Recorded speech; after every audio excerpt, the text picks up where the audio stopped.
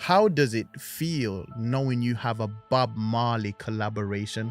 I felt that I was not worthy to lay my vocals next to the legend.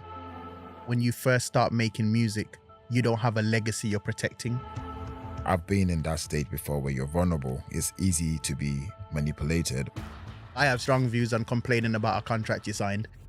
In Ghana, like when I say something, it's like the gospel, and I have to be very careful. How did lockdown affect you musically? I was so bored I dropped a diss track, you know. This is the +44 podcast. I'm Zeze Millz. Yeah, what's that about? What was that all I'm about? Sideman. Baby, Music Culture. UK. This is +44. From Wondery. Wondering. Make some noise in the studio for Sarkodie! All right.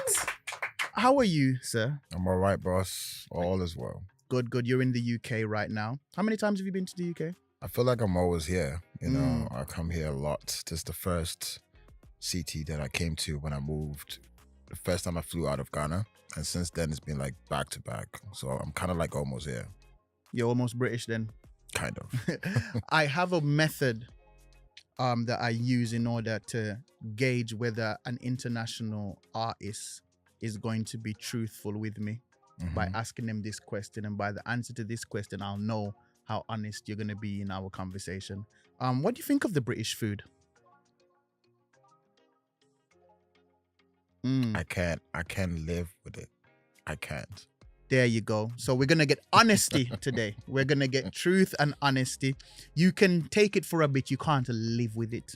It's something that, if necessary, Yes. to not starve, it can be consumed. Exactly. But as a daily bread, No. it doesn't work No. for you. All right. So Jams, the album, came out November the 11th. Now, Yes. what's the psychology behind the name? It's just the name speaks for itself. It's jams. It's just beautiful music that you want to like listen to back to back. It's like a playlist that you don't want to skip any record of it. You know, I imagine that when I listen to the radio and I hear like a dope DJ play back to back hits. So that's where the concept came from. So I don't call it even the track list is not track list, it's called a playlist. So it's literally like a vibe, a good vibe. And I normally don't do that. I have such records like 2 or 3 on every project, and then I do my typical Sarkodie hip hop, hip life, R&B, whatever. But then this is dominated by jams, like no skips. It's all like single worthy type of project. You're one of the most successful African artists of all time. Does it feel like that to you? I don't look at that, but I can understand when someone says that. I don't sit down and think about that.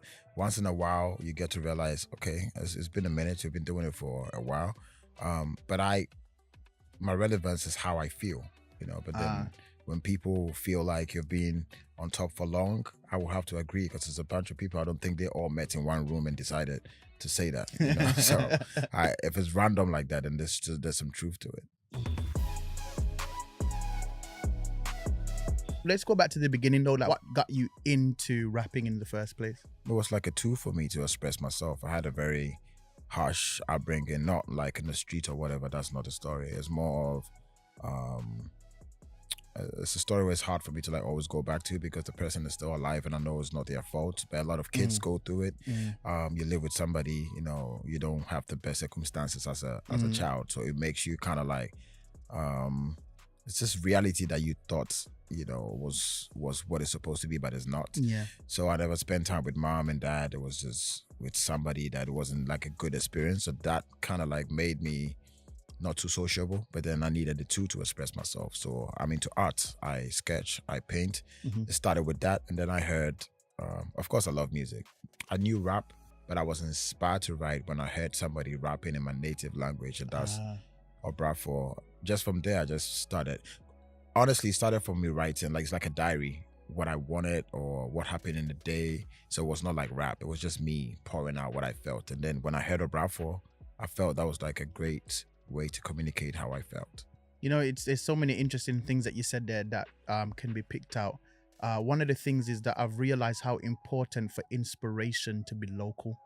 Because, for instance, you said that it was when you heard somebody rapping in your native language, like you could have heard a Jay-Z rap, you could have heard a whoever rap, but that's not what reached you. No. It had to be from home. Exactly. Because sometimes even just people will see us as black people and think that we're all monolithic and think that, okay, all right, you saw a black person doing it somewhere, so you should have been able to be inspired by that. But sometimes when you're going through, especially very specific circumstances that are specific to where you are in the world right now and the circumstances that you're in, to see somebody do it that is coming from the same background as you, or you share some kind of, you know, thing with, it improves it. Do you ever think about the fact that you are that person now for other young people? Yes, I believe that.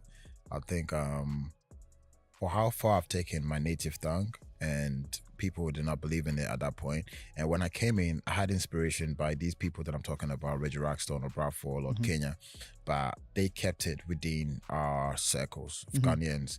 And some of them started like moving forward, but then I decided I was going to take my native tongue and rap with it and be able to impress even in Africa. I started from challenging myself in Africa, and when I did that, I started like looking outside. So I can see a kid going like, if Sarkodie did it and then he didn't rap in English to get there, then that means I'm good. Because that's one of the things about your music. You've kind of only just been giving us the English bars. A little bit, it's more recent. You know what I mean? Like you kind of was like sticking to that thing, and I think that's very brave, because initially you could have had the mindset of, well, I want it to reach as far as it can, so let me throw a bit of this in it and throw a bit of that in it. So I found that interesting. And there's something else that you've said that I really find fascinating, because I've never heard anybody speak on this perspective, but it's a perspective that I know is real. You said that it's hard to speak about your upbringing because the people are still alive. And I remember there was a point where I was, I'm doing interviews or I'm talking to people and I'm saying, yeah, man, like grew up in the struggle. It was rough for me. I was in Jamaica and everything like that. And one time I had a conversation with my parents and they was like, yo, what's up? You wet though? Do you know what I mean? Kind of thing is just like, sometimes when we're talking about the struggle, it can be like somewhat like a shame for the older generation. And I think sometimes we do have to be mindful of how we speak, because sometimes when you speak about the struggle, it can sound like you went without. You know what I mean? And especially when people were willing to go without so that you wouldn't go without. I think we do have to be careful with that. And I think it's interesting that you have that perspective. Did that perspective come from a similar conversation? Yes. I think I had to just think about it myself and feel like, and the more I've lived, I've gotten to understand life from different perspectives and go like, people do stuff and some things were supposed to happen in your own destiny or whatever. Yeah. So it's part of it. And some people did not know better. Some people did not really even, in the moment, they didn't know how intense it was for you. So I feel like I was speaking about it, but I was speaking about me, what I went through. But then I imagine myself in the shoes, because I think I'm being a great dad. You never know.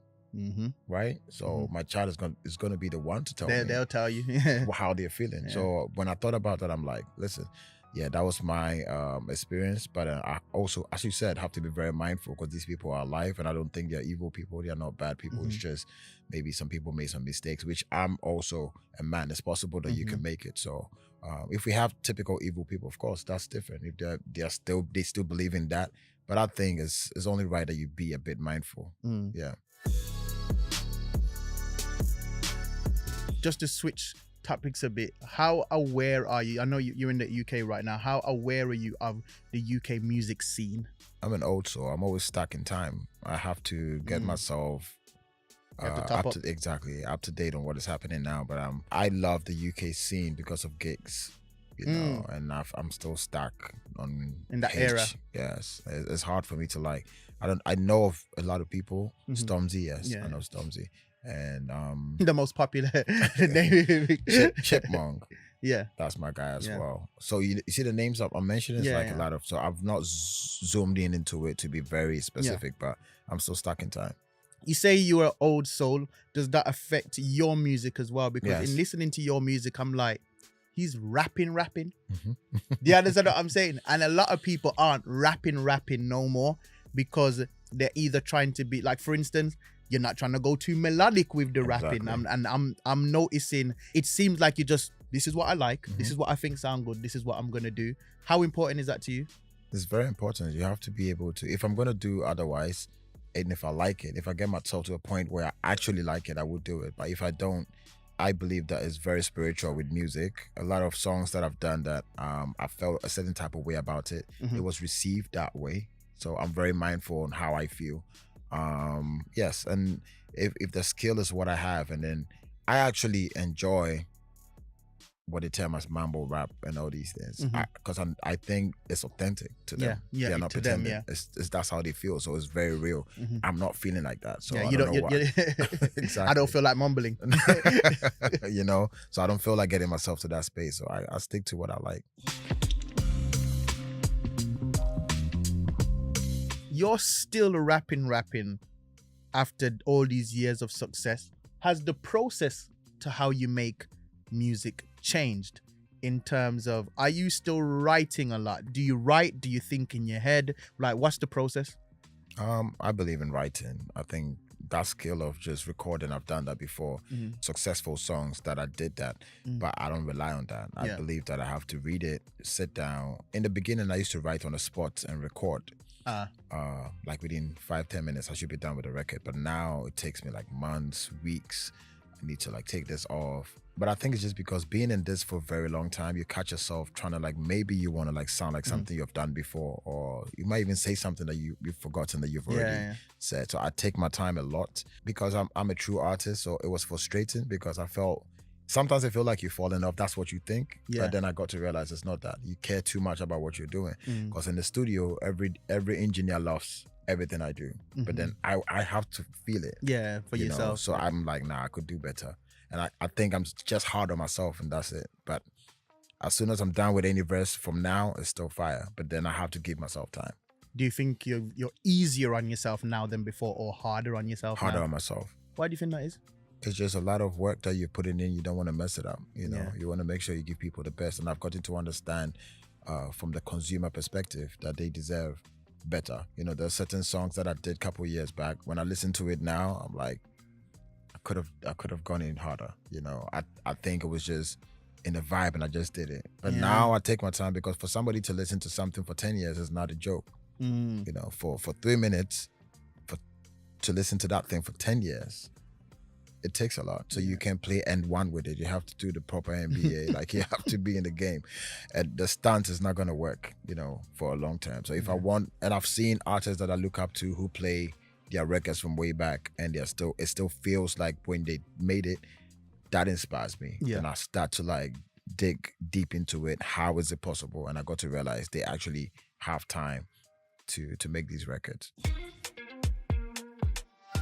When you first start making music, you don't have a legacy you're protecting. You're building it. Exactly. And now when you make music, you're fighting that idea of, oh, he's not what he was. Exactly. He's not what he used to be. It's interesting that you say that, with that level of pressure that you put on yourself now. With that kind of pressure, how does it feel knowing you have a Bob Marley collaboration? When you get that email, that text, or that phone call, and they say, listen, it's Bob Marley next, you know. So Stir It Up is what I did with him. What's that like for you mentally?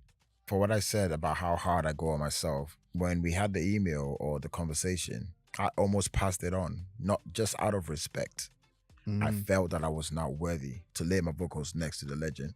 I was really hard on myself. And my manager was like, this is a big opportunity. But because the artist side of me is thinking more about the art, it's not the opportunity. So I didn't even listen to anything. I just felt I'm not the right person to lay my vocals to the legend.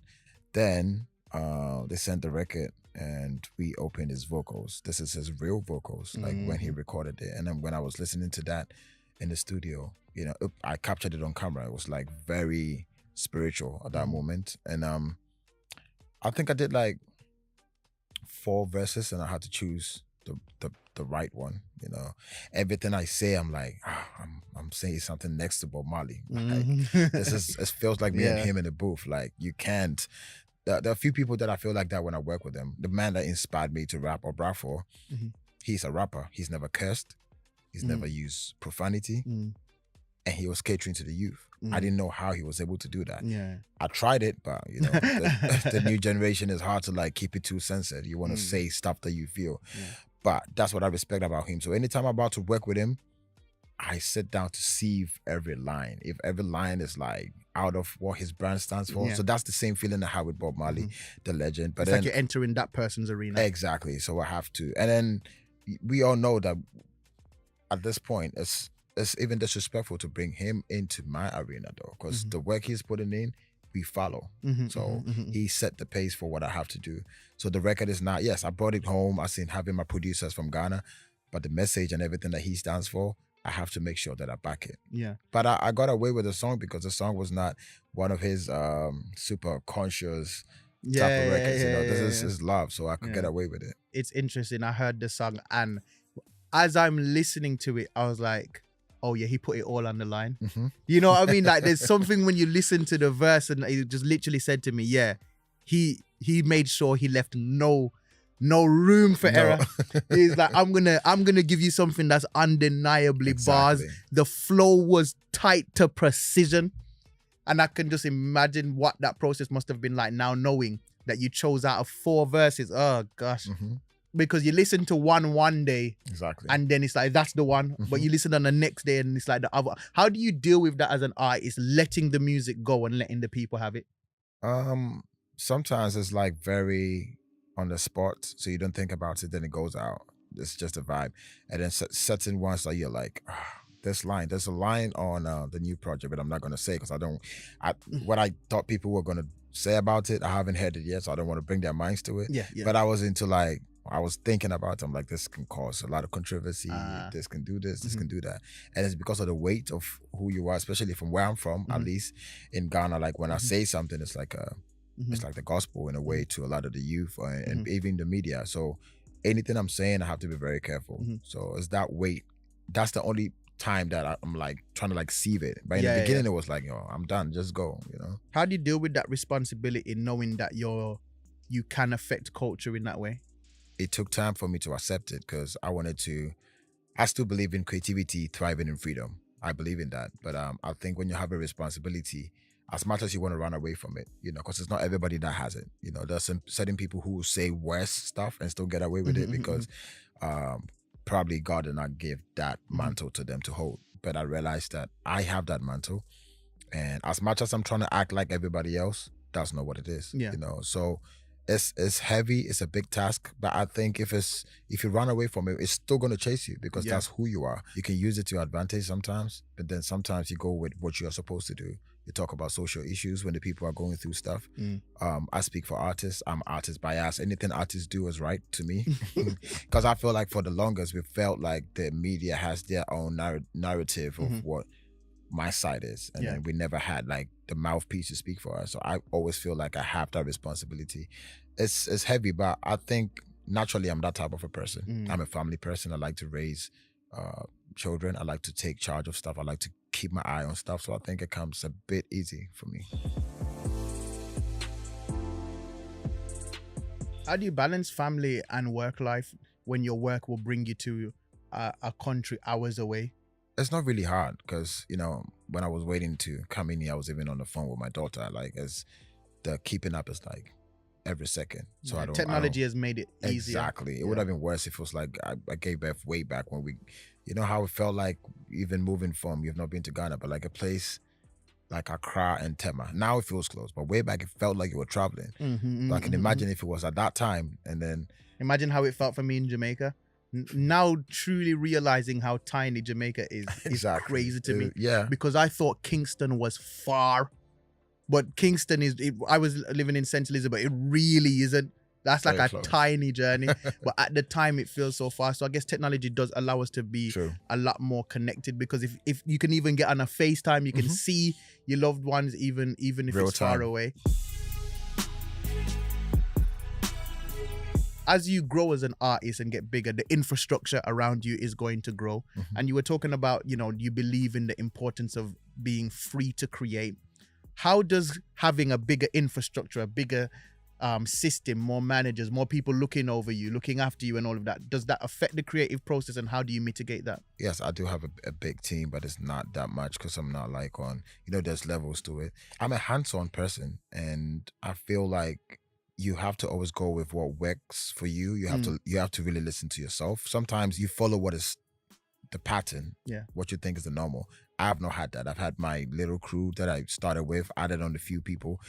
So it's not really hard to manage. The structures work for me over the years. And if I feel like I need more, yes, then I'm going to put that. But I like to be able to keep my eye on everything and try to be involved. I'm not too typical artist that I want to be in the studio and then not read my contracts and all that. Like, I read my contracts with my lawyer. Sometimes I have to point things out to him. So I'm really involved. So my team is quite, Yeah, I have strong views on complaining about a contract you signed. Yeah, same. Do you know what I mean? I believe that. It's like, when you're at your level now, signing a bad contract would be crazy. It's just like, I'm established now. I don't have to. And if you sign it, just swallow it. Exactly, because I do think it's bad business to badmouth anybody that you work with, because then somebody that wants to work with you in future is going to look like, well, if our deal goes sour, this is what's going to happen. I don't want to hear them talk. We were talking about this not a few days ago in the car about people complaining about contracts. I'm like, nobody had, unless they had a gun on your neck, you have the right. But I don't think that's happening in this day and age. So, yeah.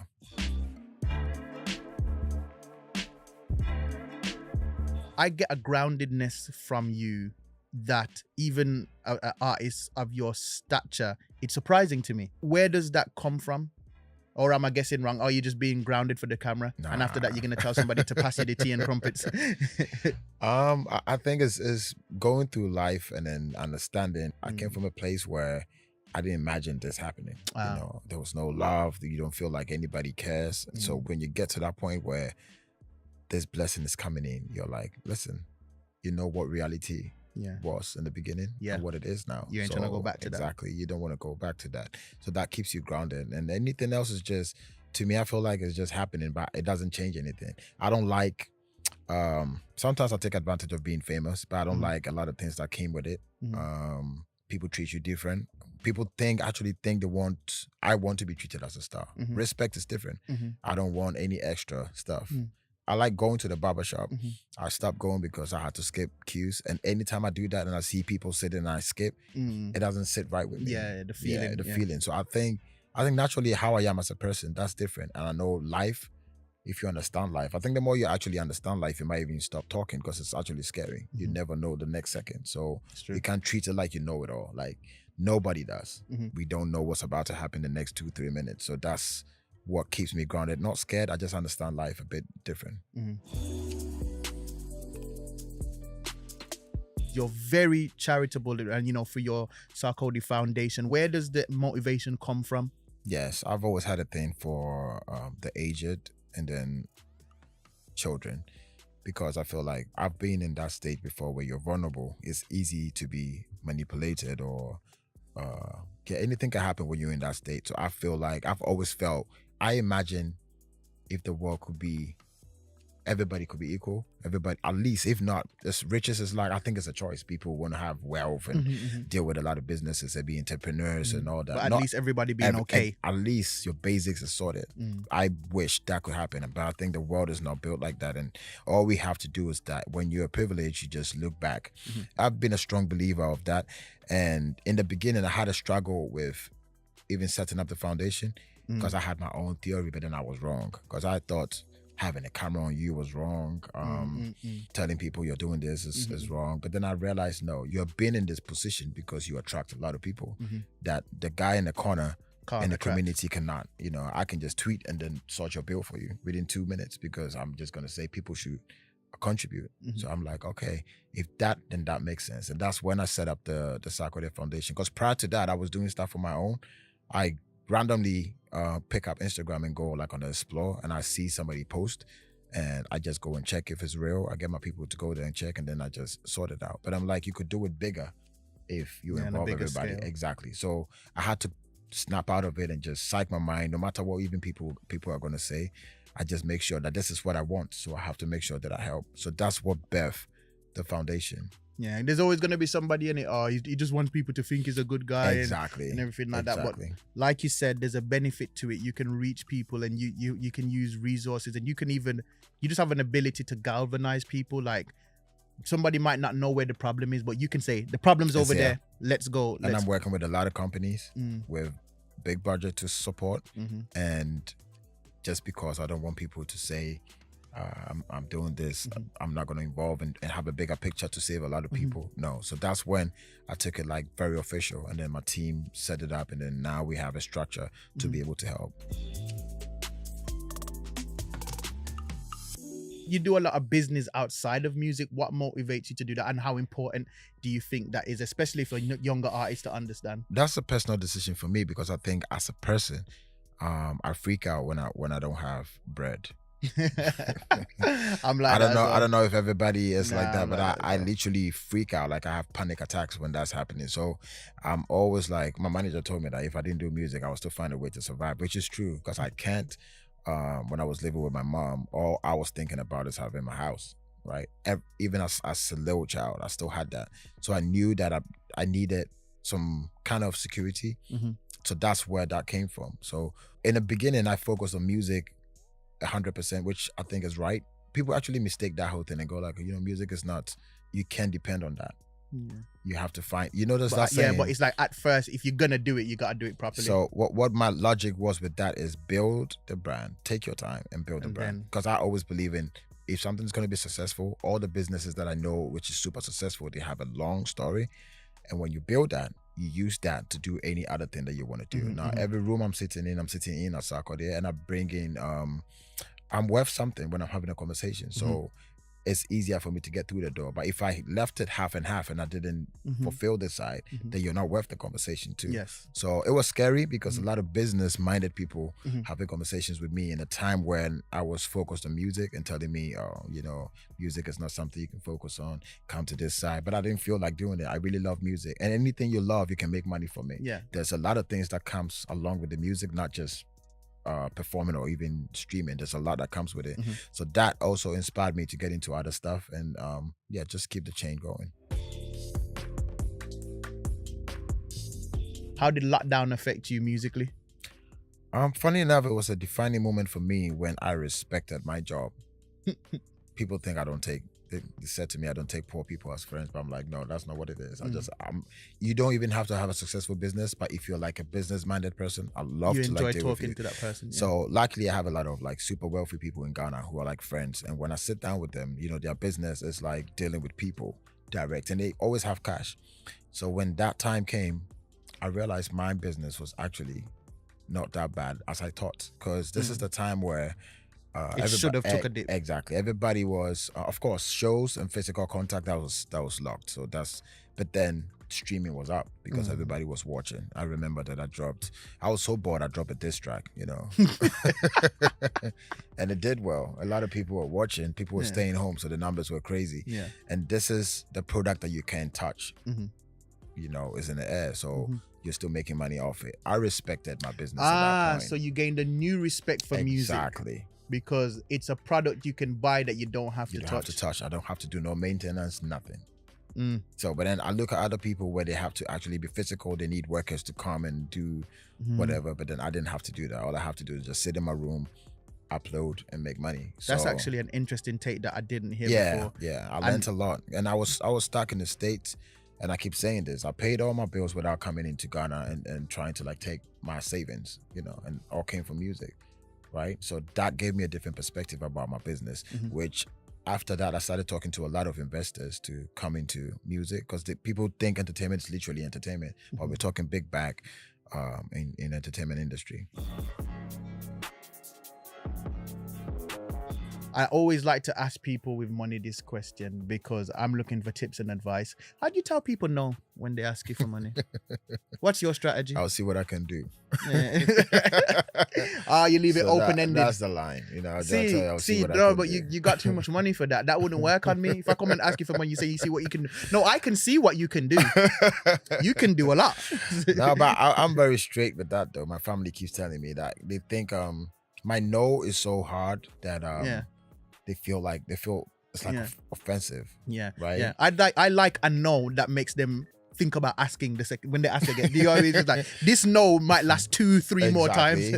But because they can't figure me out, because you can ask me for $1,000, I'll say no, and you can do like 15 and I'll say yes, and you don't understand why. It's because of what you said and what it's going to solve. Yes. That makes sense to me. You know? But if it doesn't make sense, I'm like, no. And then if I can, of course I'm going to tell you I can't do it. It's not. And if anybody is mad at you because of that, they're not supposed to be there. Ooh, there you go. Sometimes you can tell somebody you can't and they'll never believe that you can't. So one incident happened way back. That's me without money. Okay, I was working a little bit, but I seen the beginning of my career, and I came home and I literally spent my last money on me. I actually gave it out to somebody, and I knew I was going to wake up in the morning, you probably go to the bank or something. So bro, I literally had in Ghana cedis, let's say like £1 on me. The night is like, the day is done. It's in the night. I'm not going to do anything. Now this guy walks in and asks for £50 because he said he had to travel early in the morning, and he's talking to me. There is nothing that I was going to say that he's going to understand. He cannot believe that you don't have. You are 50 is Sarkodie, like, sir. he feels 50 to me is like buying pizza, right? So what is like, how? And to date is not, we're not in talking terms. Yeah. You know? So he didn't never got over it. And I don't explain nothing to nobody, because I treat things like how I'm going to treat it, because I wouldn't be mad at you if you say that. So I think allow people be them, but then you can't please everybody. That's true. And I always say, don't ask a question that you can't hear no to. Because if you ask a question you can't hear no to, you weren't really asking the question. Exactly. You were making demands. Exactly. You know what I mean? Thank you so much for this so much, conversation. brother. Make some noise for Sarkodie! Before I go, be sure to check out all the new releases this week across the +44 playlist on Amazon Music. As well as the main +44 playlist, we also have the R&B playlist, the rap playlist, and the Afro playlist. And make sure you follow us on Instagram at +44UK, where you can see snippets of this podcast, exclusive content, and stay up to date with all the new music releases. You have been listening to the +44 podcast from Wondery with me, Sideman. Listen to the +44 podcast wherever you get your podcasts, or listen early and ad-free on Amazon Music. The +44 podcast is produced by So Incredible with Wondery, audio engineered by Nathan Cooper, filmed and edited by Marcus Accent, photography by Naomi Koji Payton. The podcast is filmed at Fiction Studios. The executive producer for So Incredible was Harry Anthony. The executive producers for Wondery and Amazon Music were Estelle Doyle, Delisa James, Richard Knight, Jessica Radburn, and Marshall Louis. Thanks to Sarkodie for joining us this week, and thanks to you for listening. Listen to the +44 podcast wherever you get your podcasts, Or listen early and ad-free on Amazon Music.